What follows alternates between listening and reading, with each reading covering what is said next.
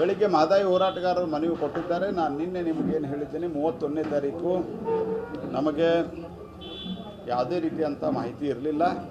ಆ ಹಿನ್ನೆಲೆ ಒಳಗೆ ಟೈಗರ್ ಕನ್ಸರ್ವೇಟಿವ್ ಅಥಾರಿಟಿ ಅವರು ವೈಲ್ಡ್ ಲೈಫ್ ಬೋರ್ಡ್ಗೆ ಕೊಡಬೇಕಾದಂಥ ಕಾಮೆಂಟನ್ನು ಅವರು ಕೊಡದೇ ಇರೋ ಕಾರಣದಿಂದ ಅದನ್ನು ಡೆಫರ್ ಮಾಡಲಾಗಿದೆ. ಮತ್ತು ಒಂದು ಕಡೆ ಎಲ್ಲೋ ತಪ್ಪುದಾರಿಗಿಳಿಯುವಂಥ ಒಂದಿಷ್ಟು ಪ್ರಯತ್ನಗಳು ನಡೀತಾ ಇದೆ. ಗೋವಾಕ್ಕೆ ಬೇಕಾಗುವಂಥ ವಿದ್ಯುತ್ ಯೋಜನೆಗೆ ಮಾಡಿಕೊಟ್ಟಿದ್ದಾರೆ, ಇದಕ್ಕೆ ಮಾಡಿಕೊಟ್ಟಿಲ್ಲ ಅಂತ ಅದು ಸರಿಯಲ್ಲ. ಗೋವಾದ ವಿದ್ಯುತ್ತು ಅಂತಲ್ಲ, ಅದು ದಾಬೋಲ್ದಿಂದ ಎನ್ ರೂಟ್ ಎಲ್ಲೆಲ್ಲಿ ಬರ್ತೈತಿ, ಎಲ್ಲ ರಾಜ್ಯಗಳ ಎಲ್ಲ ಹಳ್ಳಿಗಳ ಎಲ್ಲ ಜಿಲ್ಲೆಗಳಿಗೂ ಈ ಯೋಜನೆ ಅತ್ಯಂತ ಅಭೂತಪೂರ್ವವಾದಂಥ ಯೋಜನೆ ಇದೆ.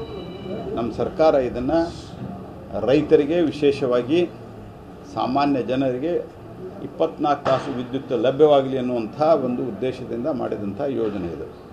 ಹಾಗಾಗಿ ಈಗೂ ನಾವು ರಾಜ್ಯ ಸರ್ಕಾರಕ್ಕೆ ಹೇಳಿದ್ದೀವಿ, ಇದನ್ನು ನೀವು ರೀಕನ್ಸಿಡರ್ ಮಾಡಿ ಅಂತ. ರಾಜ್ಯದ ಸಂಬಂಧಿಸಿದ ಅಥಾರಿಟಿಯವರು ಅದನ್ನು ರೀಕನ್ಸಿಡರ್ ಮಾಡಲಿಕ್ಕೆ ಒಪ್ಪಿಕೊಂಡಿದ್ದಾರೆ. ಮಹದಾಯಿಗೆ ಸಂಬಂಧಿಸಿದಂತೆ ನಾನು ರಿಪೀಟೆಡಾಗಿ ಹೇಳಿದ್ದೀನಿ, ಇದರೊಳಗೆ ಏನೇನು ಒಳ್ಳೆಯದಾಗ್ಯದ ಅದೆಲ್ಲ ನಮ್ಮ ಕಾಲದಲ್ಲೇ ಆಗ್ಯದ. ಟ್ರಿಬ್ಯುನಲ್ಲು ರಚನೆ ಮಾಡಿ ಹೋದವರು ಇವರು, ಅದಕ್ಕೆ ನ್ಯಾಯಾಧೀಶರನ್ನ ಆಫೀಸು ಎಲ್ಲ ಕೊಟ್ಟು ವರದಿ ತಗೊಂಡು ನಾವು ಮಾಡಬೇಡ ಅಂತ ಹೇಳಿದ್ವಿ, ಮಾಡಿದ್ರು. ವರದಿ ತರಿಸಿದ್ವಿ, ವರದಿಯನ್ನು ನಿಯಮಿತ ಅವಧಿಯೊಳಗೆ ತರಿಸಿದ ವರದಿಯನ್ನು ಗೆಜೆಟಿಫಿಕೇಷನ್ ಮಾಡಿದ್ವಿ, ಗೆಜೆಟ್ ನೋಟಿಫಿಕೇಷನ್ ಮಾಡಿ ಅದಾದ ನಂತರ ಎನ್ವೈರ್ಮೆಂಟ್ ಎಕ್ಸಂಪ್ಷನ್ ಕೊಡಿಸಿದ್ವಿ ಮತ್ತು ಅದು ಸಬ್ಸಿಕ್ವೆಂಟ್ಲಿ DPR ಅಪ್ರೂವಲ್ ಮಾಡಿಸಿದ್ದೀವಿ.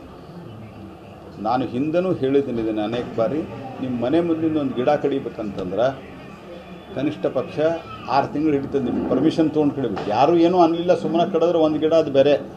ನಿಜಕ್ಕೂ ಯಾರೇ ಕಂಪ್ಲೇಂಟ್ ಕೊಟ್ಟರೆ ಅದಕ್ಕೆ ಅತ್ಯಂತ ಕಠಿಣವಾದಂಥ ಕಾನೂನಿದೆ ಅದಕ್ಕೆ. ಇದರಲ್ಲಿ ನನಗೆ ಹೇಳಿರುವುದು, ನನಗೆ ಅಧಿಕೃತ ಮಾಹಿತಿ ಅಲ್ಲ, ನನಗೆ ಹೇಳೋದು 2 ಲಕ್ಷ ಗಿಡಗಳನ್ನು ಕಟ್ ಮಾಡಬೇಕಾಗ್ತದೆ. ಸೊ ಇದಿಷ್ಟು ಈಸಿ ಸಿಗೋದಿಲ್ಲ. ಇದು ನಾವು ಕಾನ್ಫಿಡೆನ್ಷಿಯಲ್ ಆಗಿ ಮತ್ತು ನಮ್ಮ ರಾಜ್ಯಕ್ಕೆ ಹಿತ ಆಗುವಂಗೆ ಏನು ಬೇಕೆಲ್ಲ ಪ್ರಯತ್ನವನ್ನು ಮಾಡ್ತಾಯಿದ್ದೀವಿ. ಯಾವ ಕಾಂಗ್ರೆಸ್ ಪಾರ್ಟಿಯವರು ಹಿಂದೆ ಒಂದು ಹನಿ ನೀರು ಕೊಡಲ್ಲ ಅಂತ ಹೇಳಿದರು, ಇದು ಟ್ರಿಬ್ಯುನಲ್ಲಿಗೆ ಕೊಟ್ಟರು, ಗೋಡೆ ಕಟ್ಟಿದ್ರು. ಯಾರು ಹೇಳಿದ್ರು? ಸೋನಿಯಾ ಗಾಂಧಿ ಅವರು ಹೇಳಿದ್ದರು. ಇವರೆಲ್ಲರೂ ಇವತ್ತು ಮಾತನಾಡ್ತಾ ಇದ್ದಾರೆ. ನಾವು ಇದಕ್ಕೆ ಬದ್ಧರಿದ್ದೇವೆ, ನಾವು ಮಾಡ್ತೇವೆ. ತಾರತಮ್ಯ ಅಂತ ಅನಿಸ್ತಾ ಇಲ್ವ ಸರ್? ಅಂದರೆ ಮೇಲ್ನೋಟಕ್ಕೆ ಗೋವಾಗಿ, ಯಾಕಂದ್ರೆ ಅದಕ್ಕೂ ಗಿಡ ಕಡಲೇಬೇಕು ಸರ್. ಅದಕ್ಕೂ ನೋಡ್ರಿ, ನಾನು ನಿಮ್ಗೆ ಭಾಳ ಸ್ಪಷ್ಟವಾಗಿ ಒಂದು ಸರ್ತಿ ಹೇಳಿದ್ದೀನಿ, ಇದರಲ್ಲಿ ಗೋವಾದ ಸಂಬಂಧವಾಗಿ ಈ ಯೋಜನೆ ಅಲ್ಲ. ಇಲ್ಲಿಯೂ ಸಹಿತ ಗಿಡಗಳನ್ನು ಏನು ಕಡಿದಿದೆ ಅದಕ್ಕೆ ಎಲ್ಲ ಡ್ಯೂ ಪ್ರೊಸೆಸ್ಸನ್ನು ಫಾಲೋ ಮಾಡಬೇಕು. ಅದು ಇವತ್ತು ಕೊಟ್ಟು ಕೂಡಲೇ ನಾಳೆ ಶುರು ಆಗ್ತದೆ ಅಂತ ಯಾರೂ ಹೇಳಿಲ್ಲ. ಹೀಗಾಗಿ ಇದು ಮತ್ತು ಅಲ್ಲೇ ಟೈಗರ್ ಕಾರಿಡಾರ್ ಇಲ್ಲ. ಟೈಗರ್ ನಿಮ್ಮ ಅನೇಕ ನಮ್ಮ ರೈಲ್ವೆ ಯೋಜನೆಗಳು, ಅತ್ಯಂತ ಪ್ರಮುಖ ರೈಲ್ವೆ ಯೋಜನೆಗಳು, ರಸ್ತೆ ಯೋಜನೆಗಳು, ಅಲ್ಲಿ ಕಾಡು ಪ್ರಾಣಿಗಳಲ್ಲಿ ಅದರಲ್ಲಿ ವಿಶೇಷವಾಗಿ ಆನೆ ಮತ್ತು ಹುಲಿ ಸಿಂಹಗಳು ಓಡಾಡ್ತಾವನ್ನೋಂಥ ಕಾರಣಕ್ಕೆ ಅತ್ಯಂತ ಪ್ರಮುಖ ಪ್ರಾಜೆಕ್ಟ್ಗಳು ನಿಂತಾವೆ.